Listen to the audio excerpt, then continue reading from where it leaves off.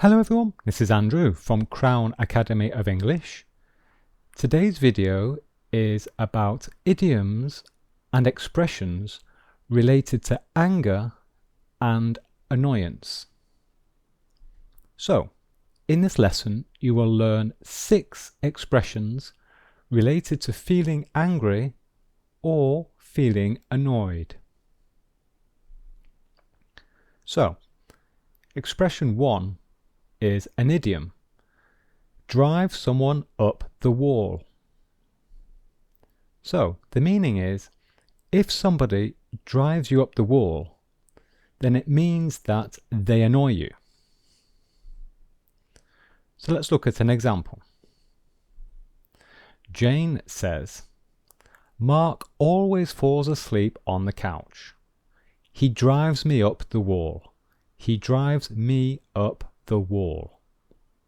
So this means that he annoys me because he always falls asleep on the couch. Okay? Example 2. The manager says, Claire is always late. She drives me up the wall. She drives me up the wall. So Claire is always late. So she annoys me. She drives the manager up the wall. Okay? And a thing or situation can also drive us up the wall. So these examples, it is a person driving us up the wall, but it can also be a thing or a situation.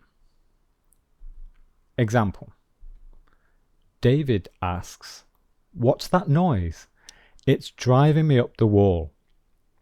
So there's a very loud noise, and the noise is annoying David. Okay, the noise is driving David up the wall. Okay, very, very common and useful expression. Number 2. Have a bone to pick with someone. So when we are angry with someone and we want to talk to them about it, so we want to tell them that we are angry with them, then we say, I have a bone to pick with you. I have a bone to pick with you. So this expression shows someone that we are angry with them. Okay, so if someone says this to you, if someone comes up to you and says, I have a bone to pick with you, then that person is angry with you. Okay, and they want you to know that they are angry. So this expression shows someone that we are looking for an argument. Okay, so someone who says this is very upset, very angry, and they want an argument. Okay, they're telling you that they are upset, they're angry, and they're expressing it. They want an argument with you. Example. Jane says, I have a bone to pick with you. So Mark is worried. Why? What have I done? And Jane replies, well, you drank all the milk. You drank all the milk. Okay? So Mark immediately is defending himself. He's worried because when he hears this expression, he knows that Jane is angry. Okay, he's on the defensive. Number 3, give someone a piece of your mind. Give someone a piece of your mind. So this means to tell someone that you are angry. To tell someone exactly what you think in a very angry way. Okay? Example. Jane says, Sarah has broken my phone. So Mark asks, well, what are you going to do? And Jane replies, I'm going to give her a piece of my mind. I'm going to give her a piece of my mind. So Jane is saying, I'm going to tell her that I am angry. I'm going to tell her exactly what I think in a very angry way. I'm going to tell her what I think about her breaking my phone. Okay, so in other words, yes, I'm going to have an argument with her. I'm going to have an argument with her. Another example, this is a business context. So the context is the supplier was late with the delivery. And the manager is very angry.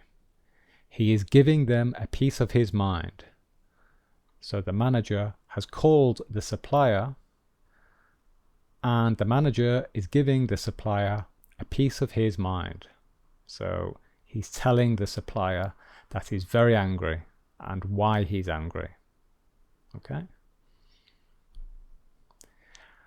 Mind your own business. Mind your own business. This is very, very common. Very good expression. So, we say mind your own business to someone if they are too curious about things that do not concern them. Okay, so we say mind your own business to someone if the other person is too curious and too nosy about things that do not concern them. And we say this if they are asking lots of questions about private things. Okay? So, an example. They are both colleagues, okay? They are not boss. This is not the boss, or this is not the boss. They are the same level in the company. And they're talking about business. And David asks, "What is your salary?" And Mark replies, "Mind your own business. Mind your own business."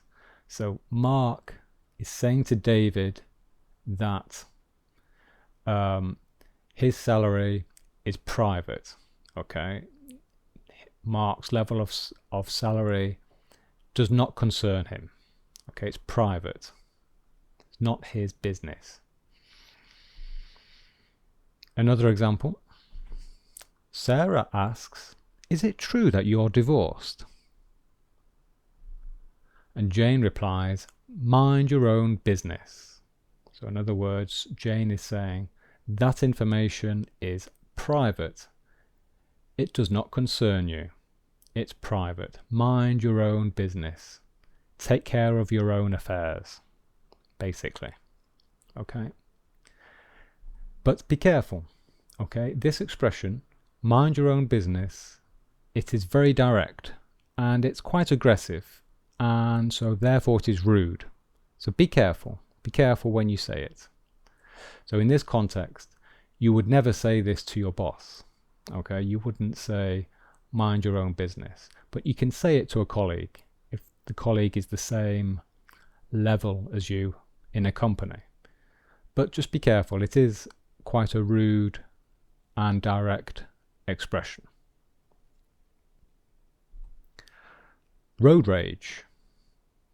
So this is a noun phrase. This is, a noun phrase. And road rage describes anger, aggressive behavior, and violence by drivers who are angry at other drivers because perhaps of bad driving.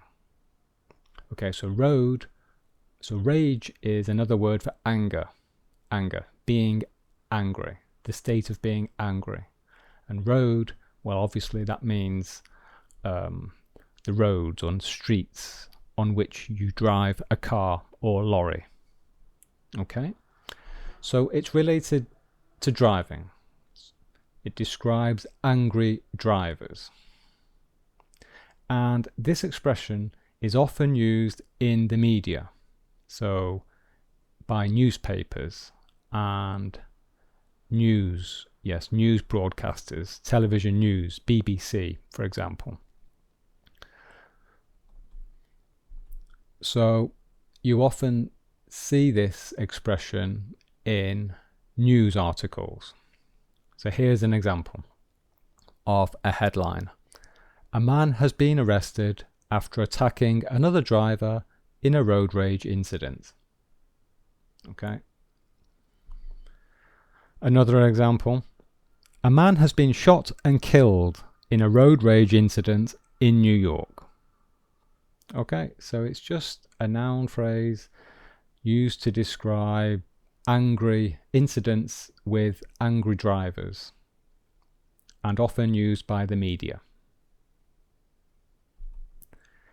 Step on someone's toes. Step on someone's toes. So, if I do something that is your responsibility without asking permission first, so without asking you first, then I am stepping on your toes. Okay, I am trying to take your position, your place, and you don't like it. So an example. Mark is cooking dinner in the kitchen, and he's fine. He doesn't need any help. He's enjoying himself cooking dinner. And then Mark's mother enters the kitchen and she begins to chop vegetables.